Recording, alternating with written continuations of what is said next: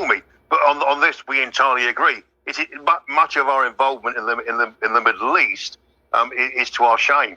The only exception, there are exceptions. I think when Kuwait was invaded by Saddam Hussein, I thought it was right that we defended that. And also the other thing is, I thought our involvement in Afghanistan was correct. I really feel so sorry for the women of Afghanistan. Believe it or not, I've actually got two Afghanistani friends. Believe it or not, I've actually got two Afghan friends. One's a lady, one's a bloke. And we tend to agree on most issues. And I really feel sorry that women in Afghanistan can't get an education, have to wear the burqa all day long, and they basically live. They're basically baby machines. The most shaming thing I've ever read, it was in the Washington Post about the Taliban and the extremist Muslims that live there. I'm sure you don't condone it either. I'm sure most Muslims don't condone it either. But David, the thing is that you can have those differences of opinion with regards to their lifestyle, but I don't think that warrants bombing the living daylights out of them. I think that's the distinction that needs to be made, right? Or do you think maybe in that case, force is justified. Maybe force is justified. But then I think there's a bit of a problem here, because Muslims get accused of doing this. Oh, because you believe in a law that's different to ours and you want to push that law upon others, therefore that's wrong.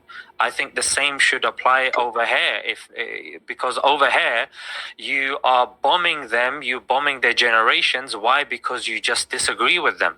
You disagree with their lifestyle choice, you disagree with how they treat their women or how they view education. I don't think that is a valid justification to completely wipe them off the face of the planet. Wouldn't you say so? Well, no. They should be defeated in battle. If they want to fight, they should be defeated in battle. And I appreciate the Middle East does not culturally fit in to a Western. One sec. I've got to step in here. I must step in here. Right. This is what does made it. This is not just you, David, but this is a broader problem that we're highlighting here, right? We in the West, we have the audacity to go into someone else's homeland, be it Libya, Syria, Jordan, Iraq, Afghanistan, talk shit about Iran. We have the audacity to call their values out, to call their way of living out, to say it doesn't align with what we perceive as morally correct, right?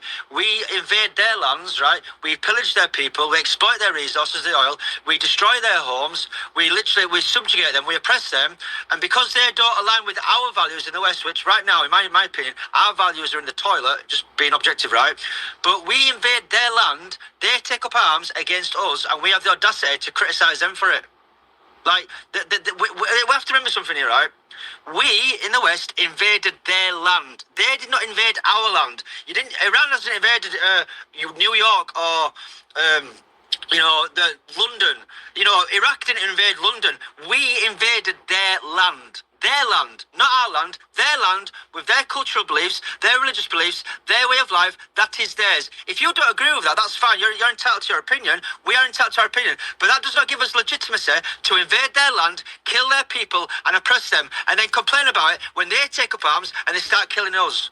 Like, we can disagree. Wait, one second, David. We can disagree with how they live their life. We can have an opinion on that, not a problem. But when it crosses over to where you're trying to use that as justification, as Zisha just alluded to wipe them off the face of the earth, that's wrong.